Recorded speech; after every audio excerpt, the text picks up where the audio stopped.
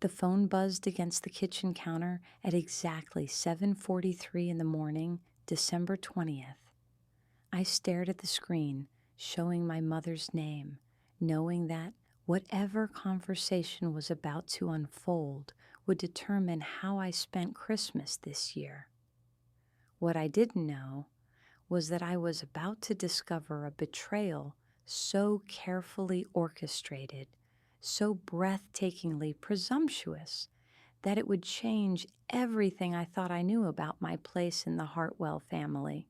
My name is Theodora Cromwell, and at 34, I've spent the better part of my adult life being the family's unofficial problem solver, the one who steps in when situations require delicate handling or someone needs to sacrifice their own plans for the greater good. I'd always told myself it was because I was reliable, because I cared about family harmony, because I was naturally suited to helping others. Well, looking back now, I can see how naive that was. Theodora, darling, my mother's voice carried that particular tone she used when she wanted something significant but was trying to sound casual. I hope you're not too busy this morning. There's something your father and I need to discuss with you about Christmas arrangements. I glanced around my small but carefully decorated apartment, taking in the miniature Christmas tree I'd positioned perfectly by the window, the garland I'd spent 3 hours hanging just right, the presents I'd wrapped in matching silver paper and arranged beneath the tree with mathematical precision. Everything about my space reflected the controlled, thoughtful way I approached life, from the books organized by color on the shelves to the throw pillows positioned at exact angles on my navy blue sofa. "I'm listening," I said, though something in her tone made my stomach tighten with anticipation.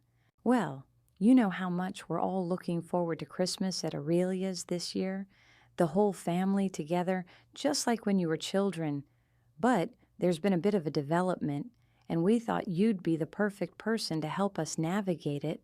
My sister Aurelia, 3 years younger than me, and perpetually overwhelmed by the demands of raising 3 children while maintaining what she called her lifestyle, had volunteered to host Christmas dinner this year. It was meant to be a grand gesture, a way of proving to our parents that she could handle major family responsibilities, despite having spent most of her 20s bouncing between questionable career choices and expensive hobbies funded by our father's generosity. "What kind of development?" I asked, though I already suspected where this conversation was heading.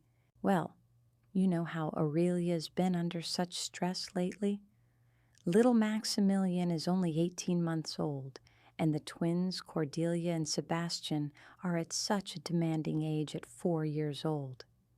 And then there's the Christmas dinner preparation, all the cleaning, the decorating. She's simply overwhelmed, and Garrison has been working such long hours at the firm that he can't really provide much support." Garrison Ashworth, my sister's husband, was a corporate lawyer who treated his family responsibilities like items on a checklist to be completed efficiently and forgotten.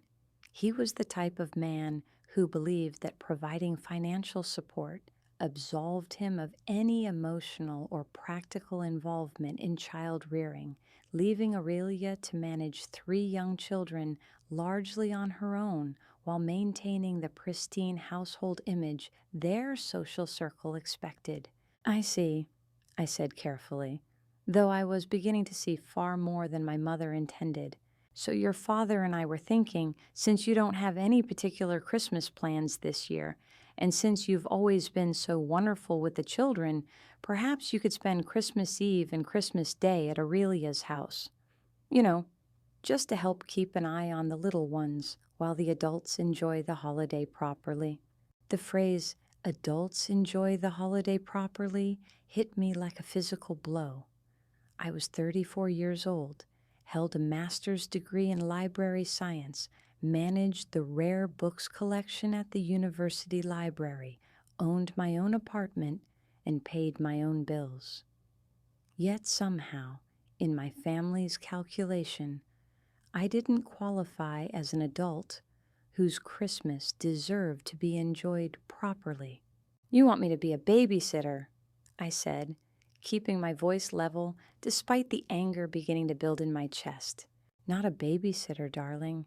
Family support. You know how these big family gatherings can be with small children underfoot.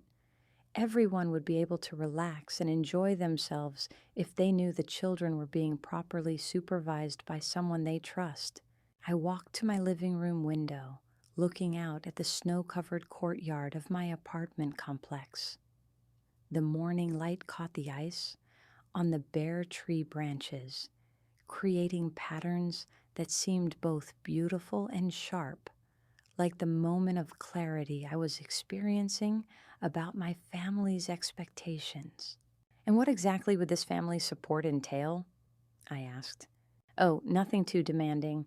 Just keeping the children occupied during gift opening, making sure they don't interrupt the adult conversations, perhaps handling their meals so the rest of us can eat in peace.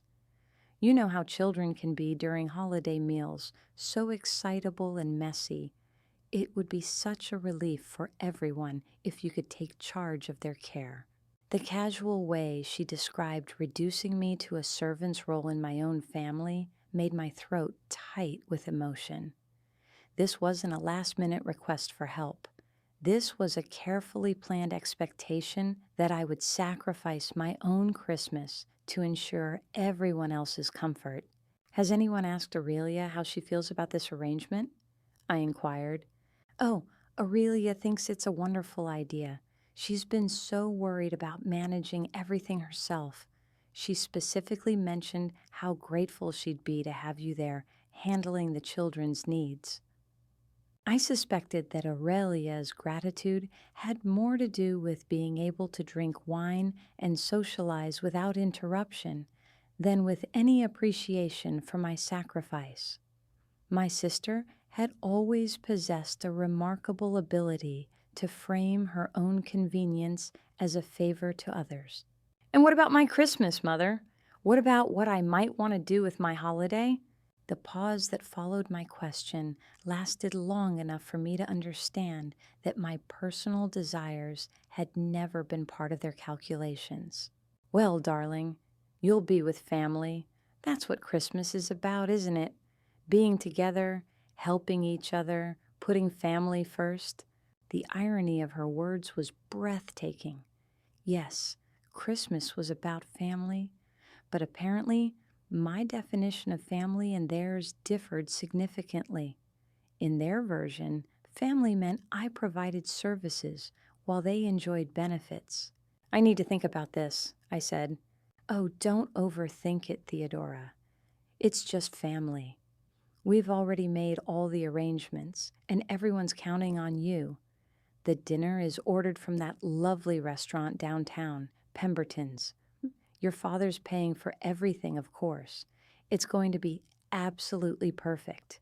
After hanging up, I sat in my carefully arranged living room, staring at my perfectly decorated Christmas tree, and felt something fundamental shift inside me.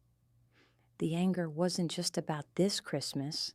It was about decades of being positioned as the family member whose needs mattered least, whose sacrifices were expected, whose compliance was assumed. I thought about previous holidays, family gatherings where I'd been the one to clean up, the one to handle difficult relatives, the one to smooth over conflicts while everyone else enjoyed themselves. I remembered birthday parties where I'd been responsible for entertainment and cleanup, while Aurelia received gifts and attention. I recalled family vacations where I'd been designated as the unofficial child care provider, while the adults relaxed. The pattern was so established so deeply ingrained in our family dynamics that questioning it felt like challenging gravity itself. But sitting there in my apartment, surrounded by the Christmas preparations I'd made for myself, I realized I was done being the family's designated sacrifice. I called my office and requested the next 2 days off, explaining that I had urgent family matters to address. Then I started making phone calls, beginning with my sister. Aurelia, it's Theodora. I understand Mother and Father have discussed Christmas arrangements with you. Oh, Teddy, isn't it wonderful? I was so stressed about managing everything, and then Mother suggested you could help with the children. It's going to make Christmas so much more relaxing for everyone. The casual way she used my childhood nickname while describing how my labor would enhance her relaxation made my jaw clench. Did it occur to anyone to ask whether I had Christmas plans of my own? Well, no, but I just assumed. I mean, you're always so good with the children, and you don't usually do anything special for Christmas anyway. This way you'll be with family instead of sitting alone in your apartment. The assumption that I would be sitting alone, that my life was so empty and pathetic that any family obligation would be an improvement, revealed more about their perception of me than I'd realized. In their minds, I wasn't a successful, independent woman with my own life and preferences. I was a spinster sister, grateful for any inclusion, no matter how demeaning. I see, I said. And the dinner arrangements? Oh, it's going to be absolutely gorgeous. Father ordered everything from Pemberton's, the full holiday menu for 12 people with all the special touches. Roasted duck, lamb, all the traditional sides, 3 different desserts. It's costing him a fortune, but he says Christmas only comes once a year. 12 people. I counted quickly. My parents, Aurelia, and Garrison, their 3 children, Garrison's parents who always attended family gatherings, my Uncle Preston and his wife Millicent, and Aurelia's best friend Cordelia, who somehow always managed to insert herself into family holidays. And where exactly do I fit into this count of 12? I asked. What do you mean? You just said the dinner is for 12 people. I count 12 people, and I'm not included in that number. The silence stretched long enough for me to understand that my exclusion from the dinner count wasn't an oversight. Well, I just assumed you'd eat with the children earlier, to make things easier. Keep them fed and happy so they wouldn't disrupt the adult dinner. There it was, laid out with stunning clarity. I wasn't being invited to Christmas dinner as a family member. I was being hired as unpaid help, expected to manage the children while the real family enjoyed their expensive holiday meal. I understand, I said, and for the first time in years, I truly did. After ending the call with Aurelia, I sat quietly for several minutes, processing the full scope of what had been planned without my input or consent. They had organized an entire Christmas celebration around my unpaid labor, ordered expensive food that didn't include provisions for me, and expected me to be grateful for the opportunity to serve them. The more I thought about it, the more details became clear. Mother's casual mention that they'd already made all the arrangements meant this conversation wasn't a request, it was notification of my assignment. The dinner order from Pemberton's, one of the city's most expensive restaurants, represented thousands of dollars spent on a meal I wasn't even invited to share. I decided to do some investigation. A quick call to Pemberton's, claiming I needed to confirm details for the Hartwell party reservation, revealed information that made my blood run cold. Oh yes, the Christmas Day order, the catering manager said cheerfully. Dinner for 12 with full service and premium wine pairings, one of our largest holiday orders this year. The final total came to $37,042. $37,000. My father was spending more on one meal than I made in several months for a dinner that deliberately excluded me while requiring my labor to make it possible. And the delivery address? Mrs. Aurelia Ashworth's residence on Willowbrook Lane, delivery at 4 o'clock on Christmas Day, with setup completed by 5 o'clock for a 6 o'clock service. I thanked the manager and hung up, my hands shaking with a combination of rage and disbelief. The logistics were even more calculated than I'd realized. The dinner would be delivered and set up while I was presumably occupied with childcare duties, served at an hour when the children would need to be fed and entertained separately, and designed to ensure that the adults could dine in peace while I handled everything else. This wasn't thoughtless selfishness. This was deliberate orchestration of my exploitation. I spent the rest of that day and most of the next morning thinking, planning, and coming to terms with a decision that felt both terrifying and liberating. I was going to refuse to participate in their Christmas plans, but I was going to do it in a way that made the consequences of their assumptions unmistakably clear. The next morning, I called Pemberton's again. I need to cancel the Christmas Day order for the Hartwell party, I told the catering manager. Oh my, that's quite last minute. May I ask who's authorizing this cancellation? We have strict policies about large order cancellations. I'm Theodora Cromwell, and I'm calling on behalf of the family. There's been a change in our Christmas plans. It wasn't technically a lie.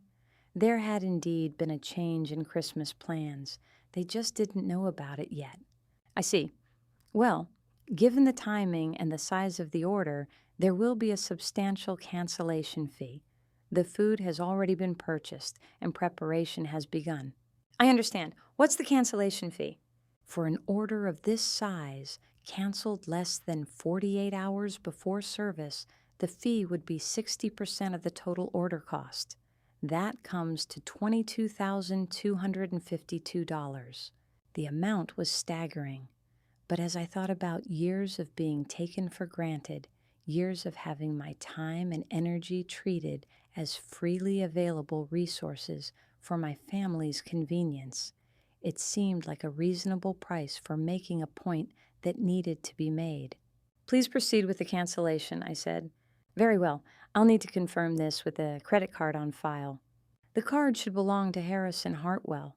He's my father and the original purchaser. Yes, that matches our records.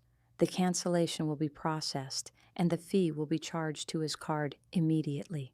After handling the restaurant cancellation, I made my own Christmas plans. I booked a single room at the Grandview Hotel downtown, the same hotel where I'd attended several professional conferences over the years. It was elegant, but not ostentatious, with a restaurant that served an excellent Christmas Day brunch and a spa that offered holiday packages for solitary travelers.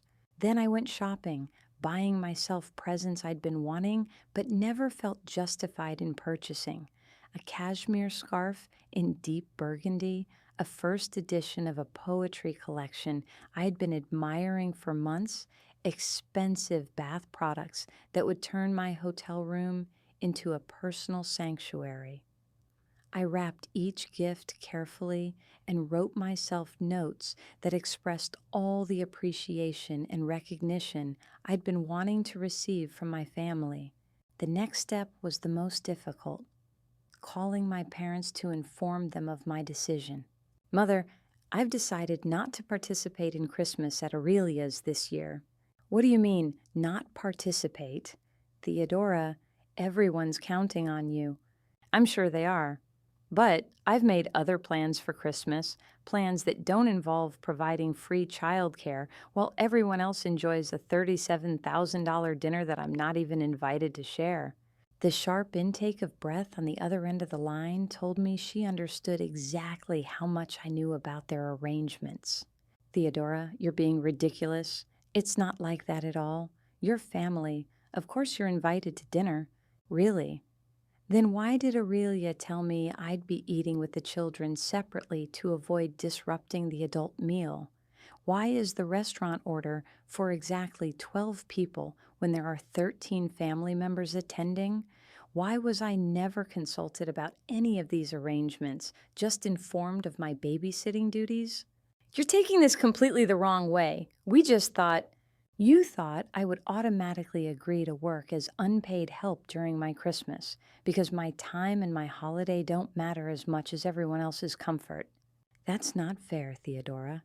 We're family. Families help each other. You're absolutely right, Mother. Families do help each other, but help should be voluntary and reciprocal, not assumed and exploitative. When was the last time anyone in this family made a sacrifice for my benefit? When was the last time my convenience was prioritized over someone else's? The silence stretched long enough for both of us to acknowledge that she couldn't answer those questions. So where will you be spending Christmas? She asked finally, her voice tight with poorly concealed anger. I'll be celebrating the holiday in a way that honors my own needs and preferences for once. I hope you all have a lovely Christmas, though you might want to make alternative childcare arrangements. Theodora, you can't just abandon the family like this. What will everyone think? I imagine they'll think exactly what they've always thought about me, that I exist to serve their convenience. The difference is that this time they'll be wrong. I hung up before she could respond, my hands trembling with adrenaline and the strange exhilaration that comes from finally speaking truths you've been avoiding for years. The phone started ringing almost immediately.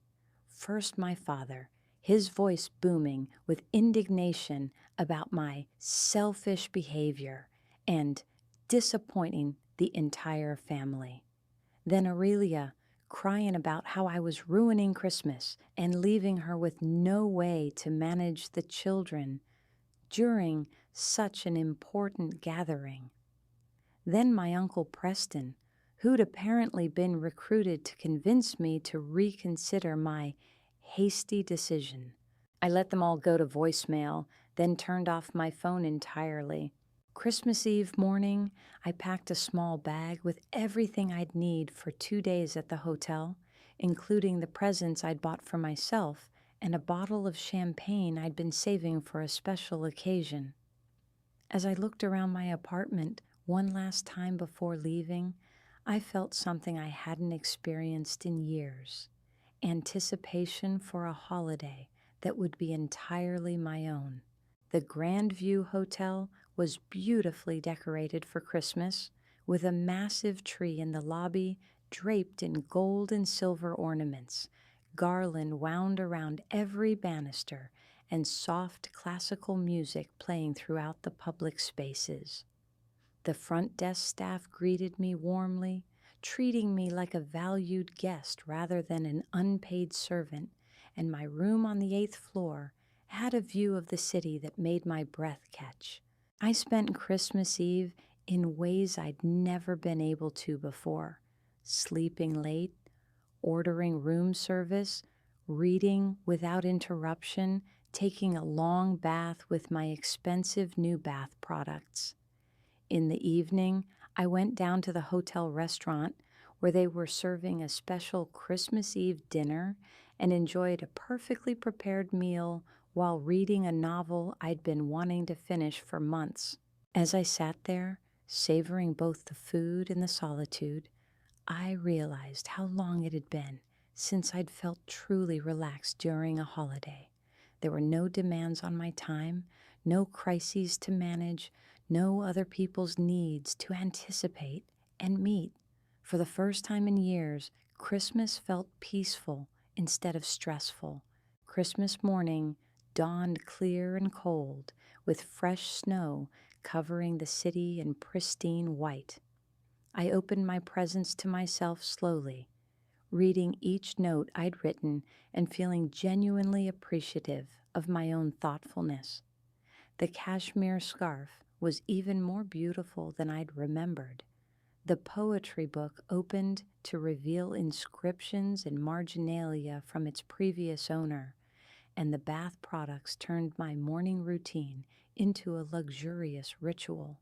The hotel's Christmas brunch was scheduled for 11 o'clock, and as I dressed carefully in a deep green dress I'd bought specifically for the occasion, I felt a kind of anticipation I'd forgotten was possible. This was my Christmas, designed around my preferences, scheduled according to my desires. I was just putting on my new cashmere scarf, preparing to go downstairs for brunch, when my phone buzzed with a text message. I'd turned it back on that morning out of curiosity about how my family's Christmas was unfolding without me. The message was from Aurelia. "Where are you? The food isn't here and everyone's getting hungry. What happened to the restaurant order?" I stared at the message for a long moment, imagining the scene at my sister's house. 12 elegantly dressed adults gathering for their expensive Christmas dinner, only to discover that their carefully orchestrated celebration had been completely derailed by the absence of the person they'd planned to treat as hired help. A second message arrived from my mother. "Theodora, please call immediately. There's been some kind of mistake with the catering order, and no one can reach you." Then my father, "Whatever game you're playing needs to stop right now. You're embarrassing the entire family." Then Aurelia again, "I can't believe you would do this to us. The children are crying, and Garrison's parents are asking what happened to dinner. How could you be so selfish?" I stood there in my hotel room, holding my phone, and realizing that this moment, right now, as my family discovered the consequences of their assumptions about my availability and compliance, was the real Christmas gift I'd given myself. Not the presents under my miniature tree, not the expensive hotel stay, not even the canceled restaurant order that had cost my father over $20,000. The gift was the knowledge that I was finally, fully, completely free to choose how I spent my time and energy, free to say no to demands that diminished me, free to prioritize my own well-being instead of everyone else's convenience. Another message appeared. "Theodora, this is Uncle Preston. I don't know what's going on, but everyone's very upset and the Christmas gathering is falling apart. Can you please call and help us sort this out?" I typed back a single response that I sent to everyone who had messaged me. "I'm celebrating Christmas, exactly where I want to be, doing exactly what I want to do. I hope you're able to work out your dinner situation. Merry Christmas." Then I turned off my phone again, picked up my purse, and headed downstairs to enjoy the Christmas brunch I'd chosen for myself. As I walked toward the elevator, I could hear my phone buzzing with more messages from inside my purse, but I didn't look. Whatever chaos was unfolding at Aurelia's house was no longer my responsibility to fix. For the first time in my adult life, I was choosing to let my family handle their own problems while I focused on celebrating Christmas in a way that honored my own worth and desires. The elevator doors opened, and I stepped inside, catching my reflection in the polished brass. The woman looking back at me was someone I barely recognized, confident, purposeful, wearing a beautiful dress and a genuine smile. This was what I looked like when I wasn't constantly managing other people's expectations and emergencies. As the elevator descended toward the restaurant level, I thought about all the Christmas mornings I'd spent serving others instead of being served, all the holiday meals I'd eaten standing up in kitchens while cleaning dishes instead of sitting down to enjoy carefully prepared food. Today would be different. Today, I would be the guest of honor at my own celebration. The elevator chimed softly as it reached the restaurant floor, and the doors opened to reveal a dining room filled with warm light, the gentle murmur of conversation, and the delicious aromas of Christmas brunch. Other solo diners sat reading newspapers or books. Couples shared quiet conversations over coffee, and families with well-behaved children enjoyed their holiday meal together. Everyone here had chosen to be here. Everyone was a guest, not a servant. Everyone's Christmas morning was their own. I approached the hostess station, where a young woman with a genuine smile greeted me warmly. "Good morning, and Merry Christmas. Table for one." "Yes, please," I said, and for the first time in years, those words felt like a victory, rather than an admission of failure. As she led me to a table by the window, where I could watch the snow falling gently on the city below, my phone buzzed one more time. I didn't reach for it. Whatever crisis my family was experiencing, whatever guilt and manipulation they might be preparing to deploy, could wait. This morning belonged to me. The hostess seated me at a corner table with an excellent view of the snow-covered plaza below, where a few early morning walkers were making their way through the pristine white landscape. The restaurant was elegantly appointed, but not overly formal, with warm wood paneling, soft lighting, and the kind of comfortable atmosphere that invited leisurely dining rather than rushed consumption. I ordered coffee first, real coffee served in a proper porcelain cup with a small pitcher of cream and raw sugar in individual packets. When was the last time I'd been able to drink coffee while it was still hot, without interruption, without someone needing something from me? I couldn't remember. The Christmas brunch menu was extensive and beautifully prepared. I chose Eggs Benedict with smoked salmon, fresh fruit, and a pastry selection that included croissants still warm from the oven. As I waited for my food, I pulled out the poetry book I'd given myself and opened it to a random page, letting the words wash over me without any agenda or purpose beyond my own enjoyment.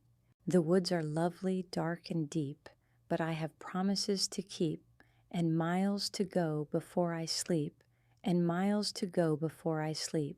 The familiar frost lines took on new meaning as I sat there in my chosen solitude.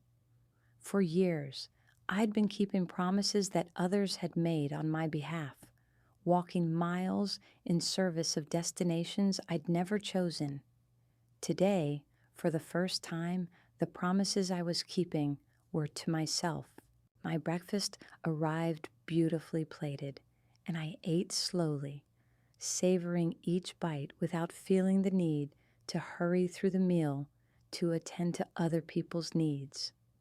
The eggs were perfectly poached, the salmon delicate and flavorful, the fruit fresh and bright. I couldn't remember the last time I'd paid attention to how food actually tasted rather than simply consuming it as fuel between tasks.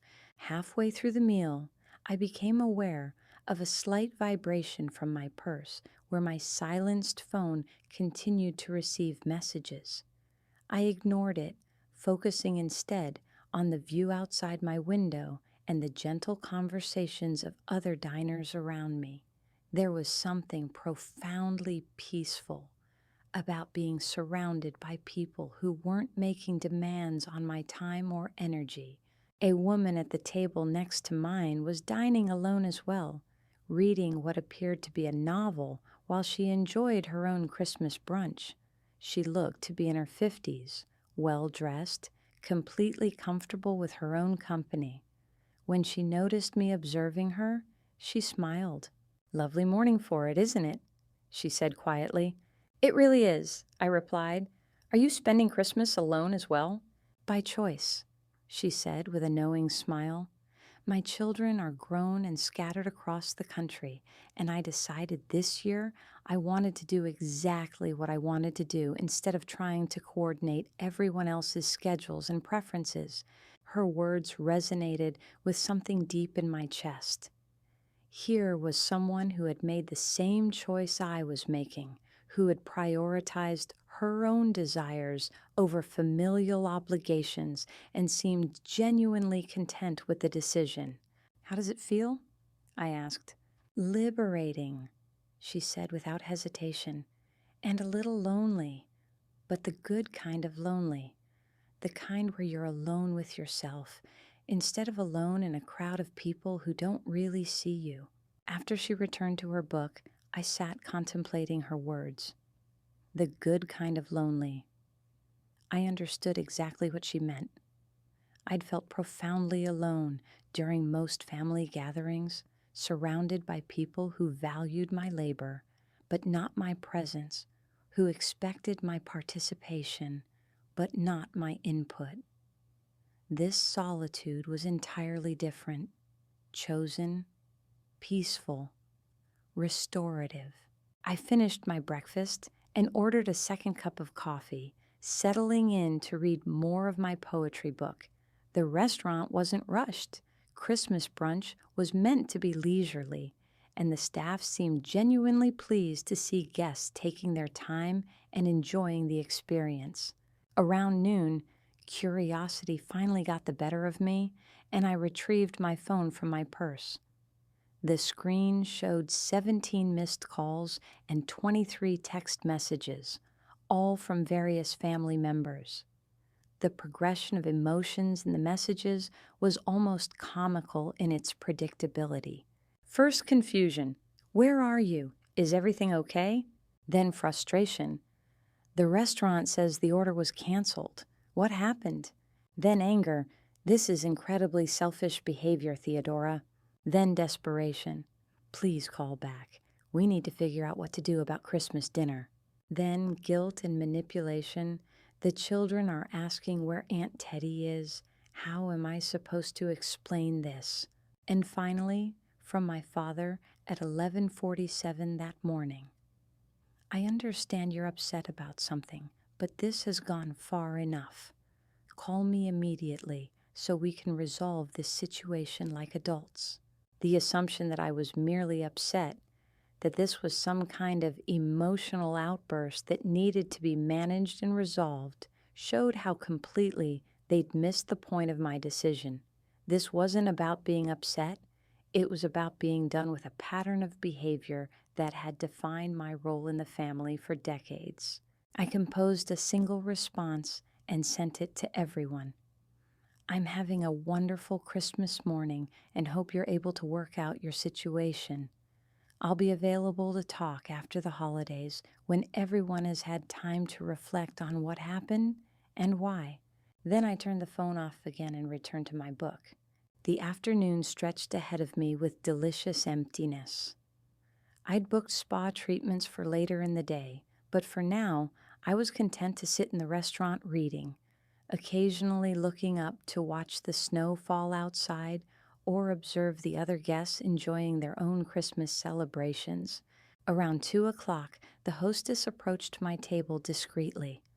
"Excuse me, Miss Cromwell? There's a gentleman at the front desk asking for you. He says he's your father." My stomach dropped. Harrison Hartwell had actually driven downtown to the hotel to confront me in person. The level of determination this represented was both impressive and concerning. "Thank you," I told the hostess. "Please tell him I'll be with him in a few minutes." I took my time finishing my coffee and gathering my things, using the delay to prepare myself mentally for whatever confrontation was about to unfold. When I finally made my way to the lobby, I found my father standing near the front desk, dressed in his Christmas best, but looking haggard and older than his 62 years. "Theodora," he said when he saw me approaching, "we need to talk." "Hello, Father. You look well. How is Christmas going?" The mild sarcasm in my tone made him flinch slightly. You know exactly how Christmas is going. What I don't understand is why you've chosen to destroy a family gathering that took weeks to plan.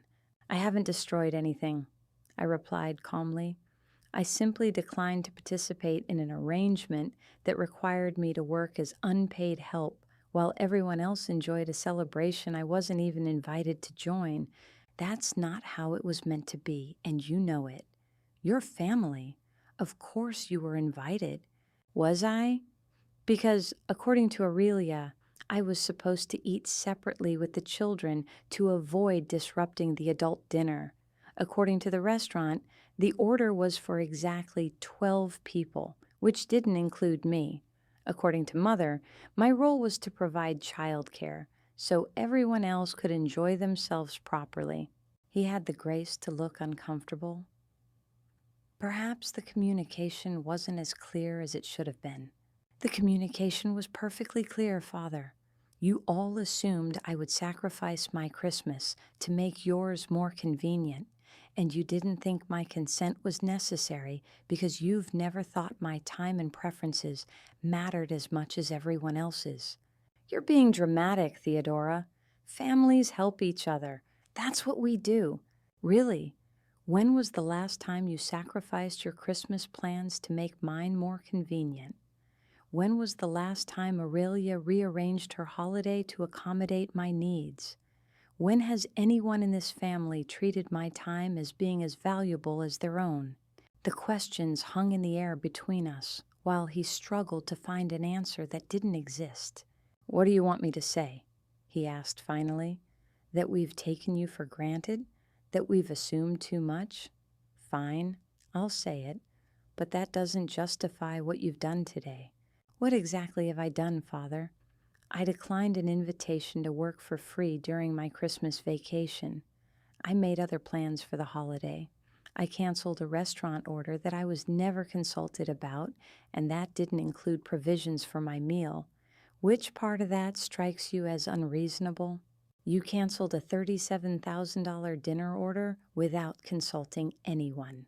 A $37,000 dinner order that was made without consulting me for a meal I wasn't invited to eat, to serve people who expected me to provide free labor during my holiday.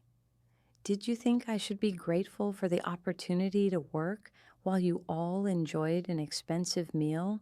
He looked around the hotel lobby, clearly uncomfortable having this conversation in a public space. Can we sit down somewhere and discuss this privately? I gestured toward a seating area near the windows, and we settled into comfortable chairs that gave us some privacy while remaining in the public space of the lobby. Theodora, he began, his tone shifting to something that might have been intended as conciliatory. I understand you feel unappreciated. That's not what we intended, but you have to understand the position you've put us in. 12 people gathered for Christmas dinner, and now we have no food, no plan, and everyone's asking questions about what happened. And what are you telling them? What can I tell them? That my daughter decided to have a tantrum and ruin Christmas for everyone? The casual dismissal of my decision as a tantrum revealed exactly how little he understood about what had motivated my choice. Is that really what you think this is? A tantrum? He leaned back in his chair, looking genuinely perplexed. Then, what would you call it? I'd call it the first time in my adult life that I've prioritized my own well-being over everyone else's convenience. I'd call it setting boundaries that should have been established years ago.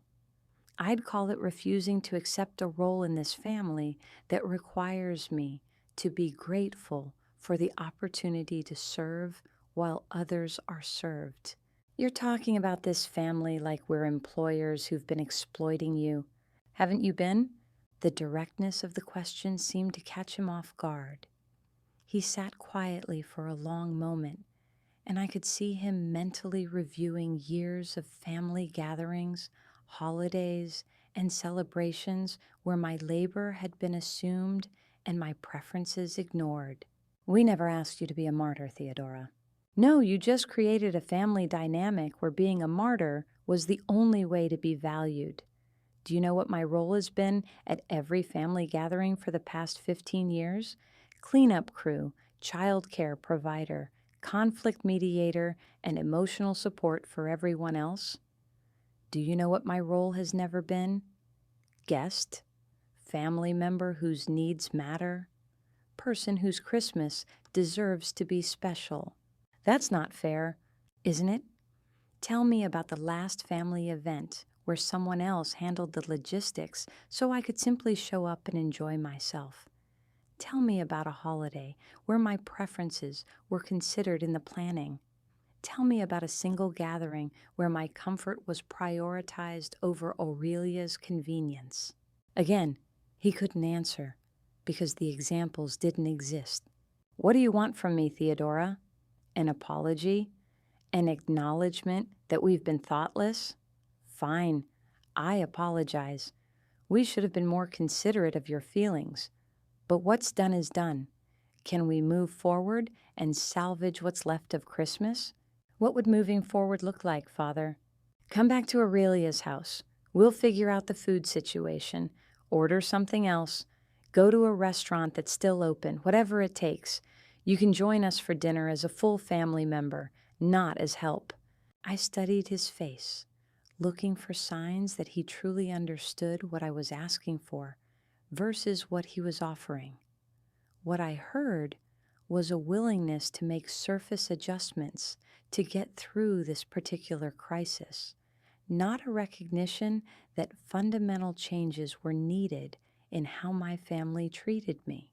And next holiday, next family gathering, what happens when Aurelia needs childcare, when mother needs someone to handle logistics, when the family needs someone to sacrifice their own plans for everyone else's benefit? We'll be more mindful. We'll ask instead of assuming. We'll make sure you're included properly. You'll ask, but what happens when I say no? What happens when I have plans of my own that I don't want to change? What happens when my answer is that I'd rather spend my holiday doing what I want to do instead of what the family needs me to do? The question clearly made him uncomfortable because it touched on the heart of the issue. They didn't just want my compliance, they needed it. The family dynamic had been built around my availability and willingness to sacrifice, and changing that dynamic would require everyone to adjust their expectations and behaviors, not just their communication style. I don't know, he said finally, and I appreciated the honesty. Then you understand why I can't just come back today and pretend this conversation resolved anything. The problem isn't that you failed to invite me to dinner properly. The problem is that this family has operated for years on the assumption that my time, energy, and preferences are less important than everyone else's. Until that fundamental assumption changes, we'll just keep having variations of this same conflict. He sat quietly for several minutes, and I could see him processing what I'd said. When he finally spoke, his voice was quieter, less defensive. What would it take for you to believe that assumption had changed? Time, I said immediately. Consistency, evidence that the family can function without requiring my sacrifice, proof that my needs and preferences are given the same consideration as everyone else's. And in the meantime, I'm going to continue living my life according to my own priorities and preferences.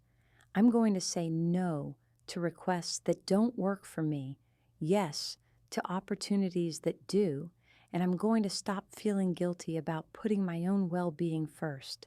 Even if that means missing family events, especially if that means missing family events that are only tolerable when I'm working instead of participating. He nodded slowly, accepting this reality even if he didn't like it. The $22,000 cancellation fee, he said after another pause. Was that intentional?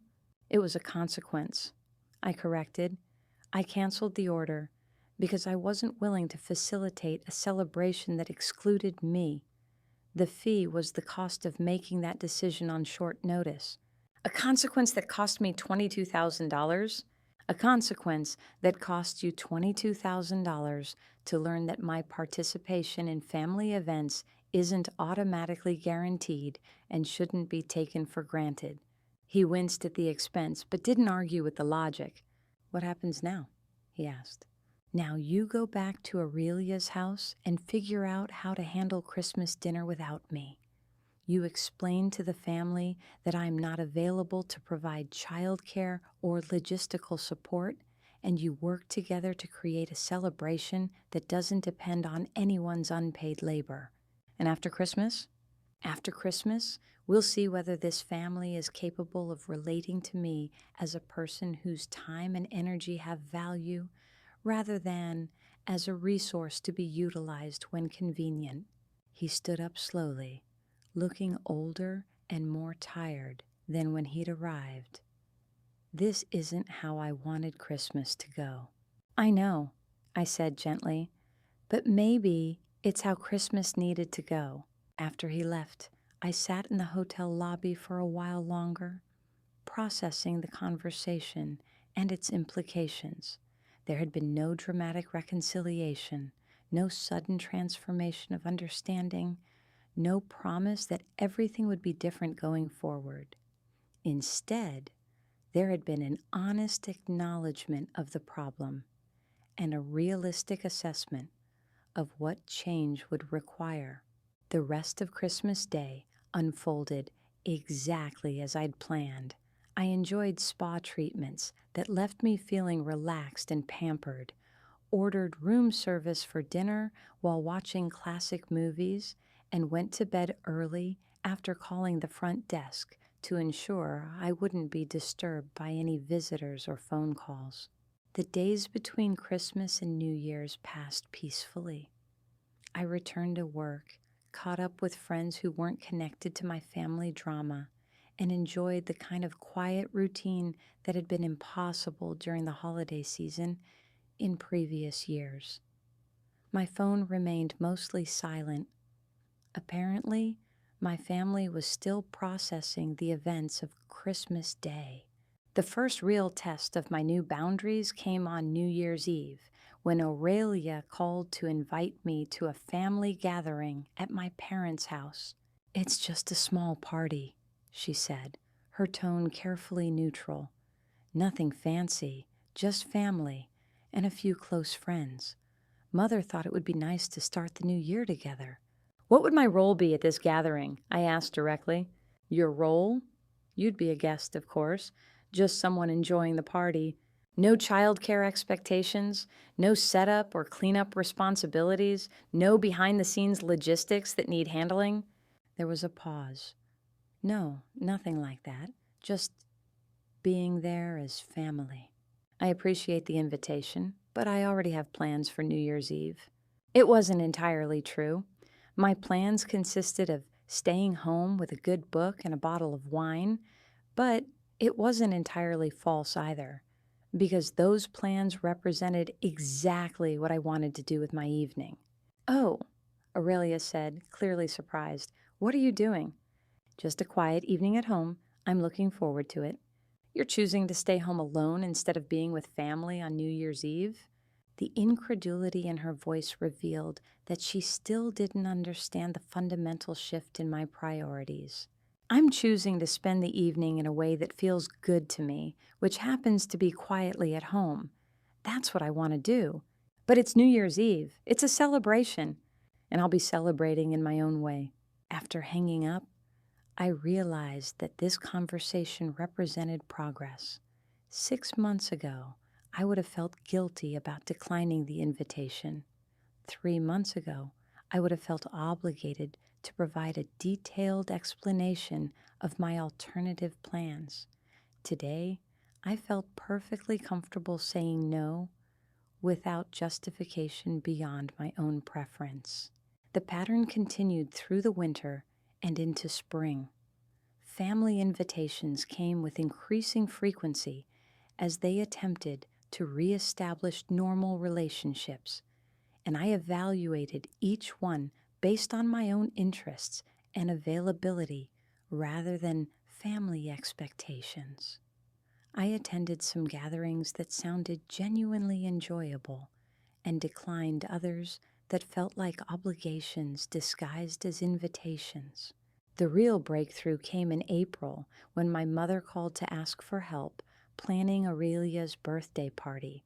"We want to do something really special for her 32nd birthday," Mother explained. "A surprise party at the country club with all her friends and family, but the planning is quite complex, and you know how good you are at organizing these kinds of events. I'm sure you and Aurelia's friends can handle the planning beautifully," I replied. "I'd be happy to attend the party as a guest if you decide to move forward with it. But Theodora, you're so much better at this kind of thing than we are. You know exactly how to coordinate with caterers, how to manage RSVPs, how to handle all the details that make events successful. Those are all skills that can be learned by anyone who's motivated to learn them. I'm confident you'll figure it out." "Are you saying you won't help with your own sister's birthday party?" "I'm saying I won't take responsibility for planning and executing your sister's birthday party. If you'd like my input on specific questions, I'm happy to offer suggestions, but I'm not available to manage the event." The silence stretched long enough for me to understand that this was the first time she'd encountered a clear boundary from me without emotional defensiveness or lengthy explanations. "I see," she said finally. "Well, I suppose we'll manage somehow." "I'm sure you will. Let me know the details once you've made arrangements, and I'll put it on my calendar." 3 weeks later, I received a beautifully designed invitation to Aurelia's surprise birthday party, organized entirely by my mother and Aurelia's friend group. The event was lovely, thoughtfully planned, and executed without any crisis or drama. I attended as a guest, brought a carefully chosen gift, enjoyed conversations with relatives I rarely saw, and left when I was ready to go home. "Thank you for coming," my mother said as I was gathering my things to leave. "It meant a lot to Aurelia to have you here." "It was a lovely party," I replied honestly. "You did beautiful work organizing everything." "It was more complicated than I expected," she admitted. "I hadn't realized how much coordination was involved in these events. But you managed it successfully. The party was perfect."